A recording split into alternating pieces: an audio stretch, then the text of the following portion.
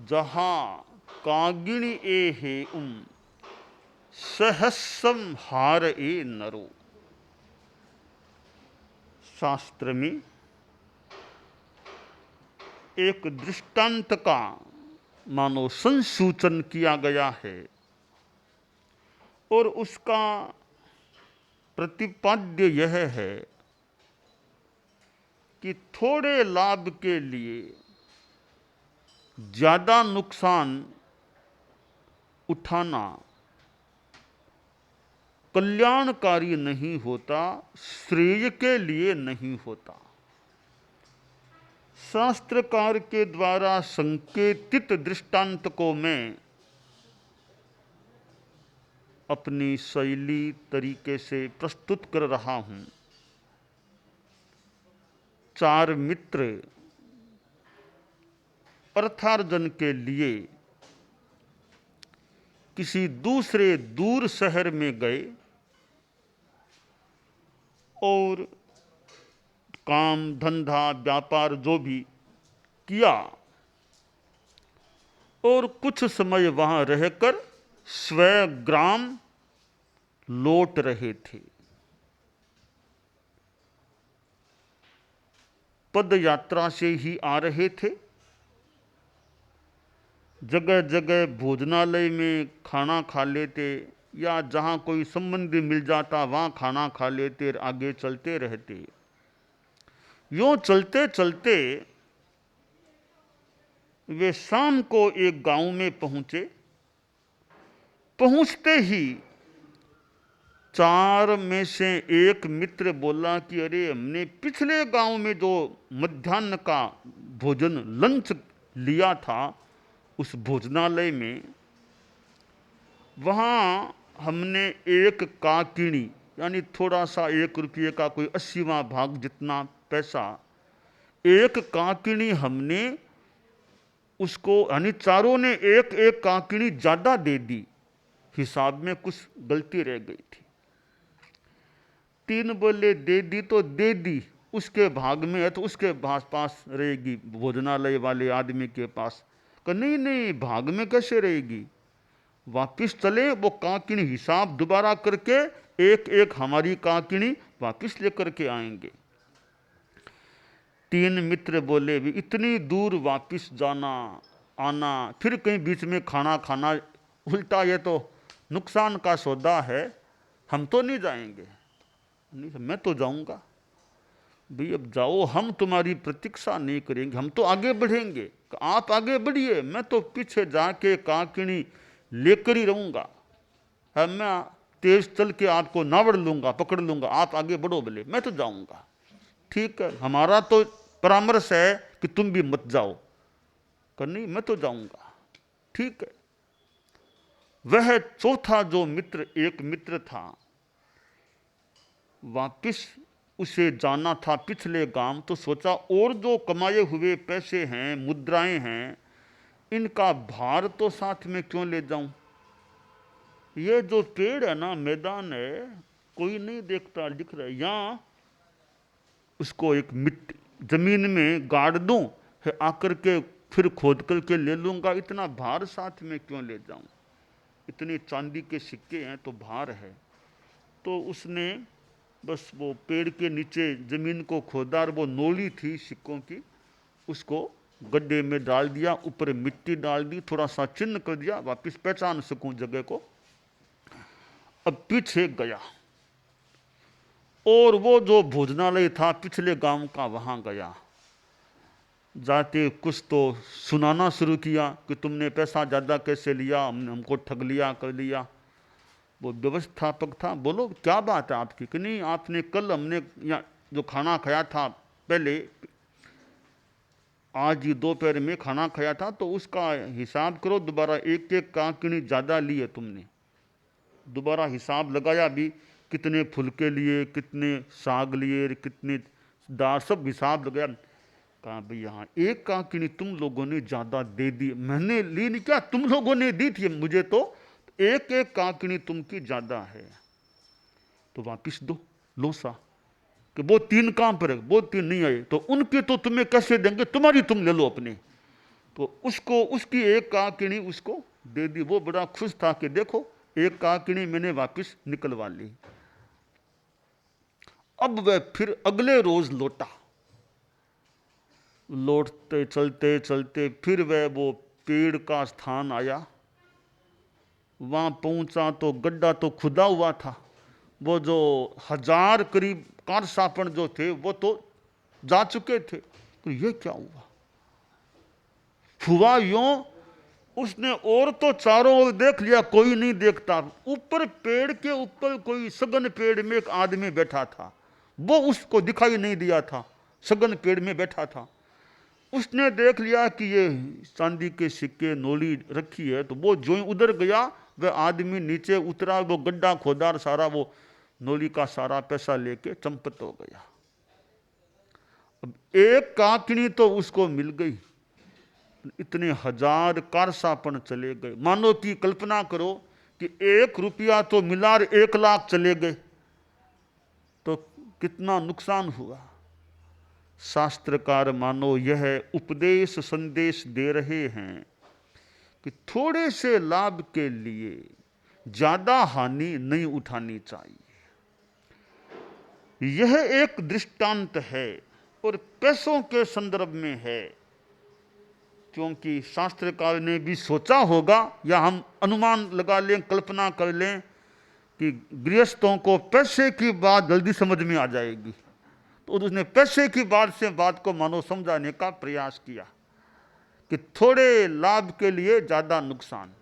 अब पैसों की बात को हम धर्म के क्षेत्र में अवतरित करने का प्रयास करें। देखिए, एक साधु है, साधु ने साधुपन ले लिया, जीवन भर के लिए सावध्य योगों का त्याग कर दिया। अब उसका मन कमजोर हो गया, रे संसार के सुखों को भोगूं कहाँ आ गया। वह साधुपन को छोड़ करके गारहस्थ में चला जाता है। उस साधु ने थोड़े भौतिक सुखों के लिए साधुपन का कितना लाभ उसको मानो खो दिया। कहा गया है, शीलब्बयाइम जो बहुफलाइम हंतूर्ण सुख महिलसई धी दुब्बलो तवस्सी कोडी ए काकिणिम किणई।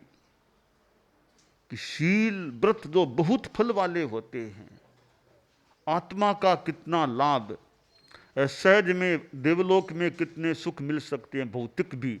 इतने कीमती जो शील व्रत हैं, बहुत फल देने वाले, उनको हत करके नष्ट करके जो सुख पाना चाहता है, वह धृति से दुर्बल और तपस्वी जो साधु है वो क्या करता है कि करोड़ रुपये देकर के एक छोटी सी काकिनी को मानो खरीदता है, लेता है, या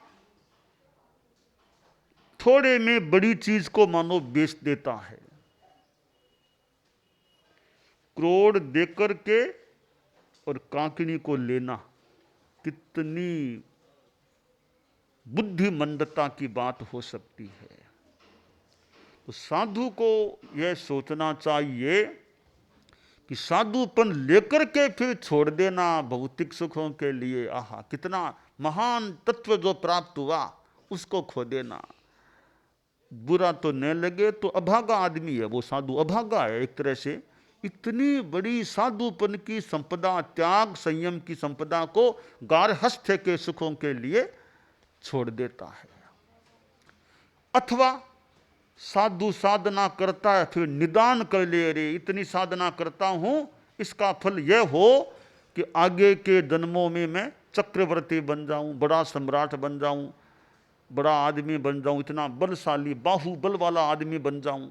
यो निदान करके भी जो खो दे साधुपन की संपदा को, तो थोड़े से के लिए इतनी बड़ी संपदा जिसका लाभ मोक्ष तक मिल जाए, उतनी या उसके कुछ अंश को मानो यूं खो देना, यह भी बुद्धिमंदता की बात हो सकती है।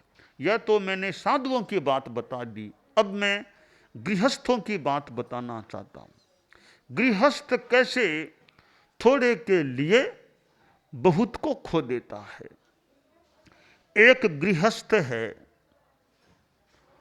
और वह देखता है कि सच सच बोलूंगा तो 1 लाख का ही फायदा होगा, लाभ आय 1 लाख की होगी। कुछ झूठ बोल जाऊं तो 1.5 लाख मुझे रुपये मिल जाएंगे।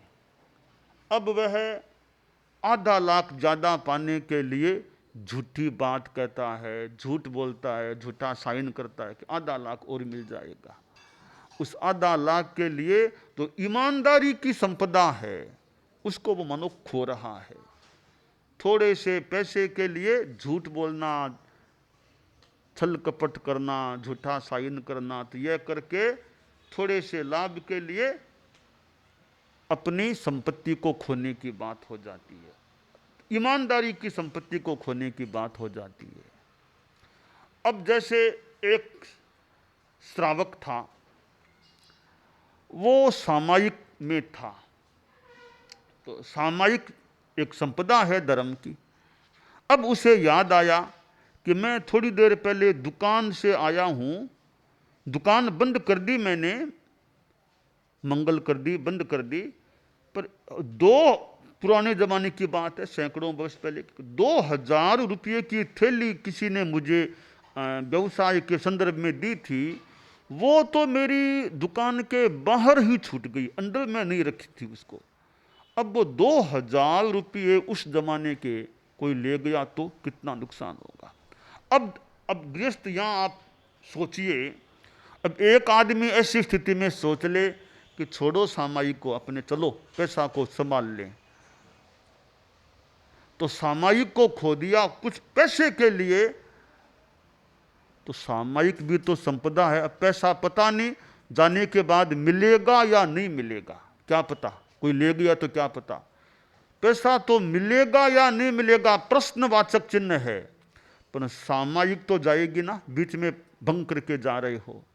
तो थोड़े पैसों के लाभ के लिए, वो भी मिले या नहीं मिले भगवान जाने, सामायिक के त्याग लिए हुए थे, उसको यूं खो देना संभवतः थोड़े के लिए बहुत को खोने की बात हो सकती है। तो मैं जो प्रसंग बता रहा था वो सामायिक में था, और याद आया कि 2000 रुपये बाहर रह गए, तो सामने आचार्य विराजमान थे। बोला, गुरुदेव कुछ मानसिक उद्वेलन, संकल्प विकल्प हो रहा है। अब 2000 रुपयों की थैली बाहर रह गई, उजाड़ हो गया। तो आचार्य थे, पैसों की चिंता छोड़ो, रुपयों की चिंता छोड़ो, सामायिक में ध्यान लगाओ, यह कल्याणकारी है। कभी कभी साधुओं का, बड़ों का संबल मिलता है, आदमी गिरते गिरते बच सकता है। सहारा देने वाला कोई मिल जाए तो गिरने से बच सकता है। तो आचार्य का वो संबल मिला, आध्यात्मिक संबल। श्रावक में मनोबल जागा कि पैसा जाए जाए रहे, मैं सामायिक तो नहीं छोड़ूंगा, सामायिक को तो पूरा करूंगा, बीच में नहीं छोड़ूंगा। सामायिक को बीच में नहीं छोड़ा, पूरा किया, संपन्न हो गया सामायिक का कालमान क्रम। अब तो खुला था, अब तो जा सकता है दुकान के लिए। अब वो दुकान की ओर गया तो देखता है दुकान के बाहर एक बकरा बैठा है, बकरा सोया हुआ सा जो बकरा है, और देखा कि बकरे से सटी हुई वो रुपयों की थैली पड़ी है, मानो कि वो बकरा रुपयों की सुरक्षा के लिए आकर के बैठ गया हो या सो गया हो। अब देखिए, सामायिक भी पूरी आ गई, हो गई, वो लाभ भी मिल गया, पैसे का लाभ भी मिल गया। वो सुना कि धर्म की जड़ हरी होती है। यह तो हालांकि पैसों की बात है, धर्म की जड़ हरी पैसों के मामले में मान लें तो संभवतः छोटी बात है। पैसे मिल गए इसलिए धर्म की जड़ हरी है। कोई कहने को कह दे मैं तो इसको महत्व नहीं देता कि पैसे मिल गए एक नहीं मिले एक, धर्म की बात को पैसों के साथ तोलो मत, उसका मूल्य बहुत ज्यादा होता है, वो तो अमूल्य होता है। परंतु भौतिक नुकसान भी उसको नहीं उठाना पड़ा, धर्म का लाभ भी हो गया। अगर सामायिक को वे बीच में छोड़ देता तो सामायिक का लाभ तो एक तरह से गया, पैसा भी अगर कोई ले जाता तो वो भी गया, दोनों ओर से नुकसान हो जाता। तो थोड़े के लिए बहुत को खोना, तो उस श्रावक ने बहुत को यानी खोया नहीं, इसको रखूंगा, गुरु का मानो संबल मिल गया तो पैसा भी मिल गया। तो पैसा एक चीज है, धर्म भी एक चीज है। तो हम जीवन के अनेक प्रसंगों में देख सकते हैं कि थोड़े के लिए बहुत को खोने की बात होती है अथवा नहीं होती है। एक गृहस्थ है और उसने मान लो रात्रि भोजन का त्याग ले रखा है कि रात को खाना नहीं खाना। अब पोते की शादी का प्रसंग आ गया, अब पोते की शादी में जाना है, अब भोज भी रात में मान लो रखा हुआ है। अब सोचे रे पोते की शादी जिंदगी में कितनी बार आएगी, त्याग है तो वह आज तो खाना खा लूं, आगे दंड ले लूंगा, वह आज तो पोते की शादी है ना, एक की तो पोता है, इसकी शादी है तो त्याग है तो वह आज तो खा लेता हूँ, बाद में जाऊंगा संतों के पास दंड देंगे ले लूंगा, आज तो खा लूं। ये भी छोटा चिंतन है। पोते की शादी एक बार क्या, जिंदगी में अनंत कितनी बार अनेक जन्मों में पोते हुए होंगे रे, आगे भी क्या पता कितने क्या पोते होंगे। तो पोते की शादी है तो शादी में जाने की तो ना है नहीं, खाने का त्याग है, तो खाना क्यों खाओ, जाने का तो त्याग है नहीं। पोते की शादी में खाने का त्याग है ना, तो खाना मत खाओ, वाह संयम रखो अपना, तो त्याग भी नहीं टूटेगा, तुम्हारा व्यावहारिक काम है वो भी बाधित नहीं होगा। इतनी सीमा तक की शादी में तुम अटेंड कर लिया, शादी को चले गए। अगर वो खाना खा लेता है तो वो थोड़े से शादी की बात को लेकर अपने त्याग को तोड़ देता है, दोष लगा लेता है। तो यूं हमें अल्प और बहुत का विवेचन करना चाहिए कि लाभ कितना नुकसान कितना। तो लाभ थोड़ा नुकसान ज्यादा, ऐसा काम तो आदमी को करना ही नहीं चाहिए। हाँ नुकसान नहीं है, केवल लाभ है, वो काम अनेक संदर्भों में करणीय। मैं तो धर्म के संदर्भ की बात कह रहा हूं कि वो तो अच्छा है कि लाभ है नुकसान है नहीं, वो काम करें। तो शास्त्रकार ने बड़ा एक पथ दर्शन मानो दिया है कि जहां कागिनी ए हे सहस्रम हारे नरो, एक काकिनी के लिए 1000 को हार जाना, 1000 को खो देना, यह बुद्धिमत्ता की बात नहीं होती है। व्यावहारिक संदर्भों में देखें तो समझाने के लिए, जैसे काकिनी की बात भी समझाने के लिए है, वैसे ही वो भी समझाने के लिए है कि देवी ने 2 मित्रों को कहा कि तुम गरीब हो, लो मैं ले चलती हूँ रत्न द्वीप में, वहाँ रत्न ले लेना। दोनों को ले गई रत्न द्वीप में, दोनों को छोड़ दिया कि 3 घंटों का समय है, चाहो जितने रत्न घूम घूम करके खोज खोज करके इकट्ठा कर लो, 3 घंटों के बाद समय नहीं मिलेगा। देवी तो चली गई, पीछे दोनों में एक ने कहा रे मैं तो थोड़ा थका हुआ हूँ, अभी नींद लूंगा, बाद में काम करूंगा। दूसरा बोला रे पहले काम कर, बाद में नींद की बात नहीं, नहीं पहले सोऊंगा। सो गया पेड़ के नीचे। दूसरे ने खूब श्रम किया, बढ़िया बढ़िया रत्न इकट्ठा कर लिए। अब दूसरा 3 घंटे तक सोया रहा। देवी आई, उठो उठो, जगदम्बे सो गया था, थोड़ा समय और दो। अब कोई समय नहीं, तुम्हारा भाग्य सोया हुआ है, तब ऐसा हुआ है। देवी उठाकर ले गई। अब थोड़े आराम के लिए रत्नों को इकट्ठा कर सकता था, खो दिया, नहीं ले पाया। तो थोड़े के लिए बहुत को खोना, यह समझदारी वाली बात नहीं होती है।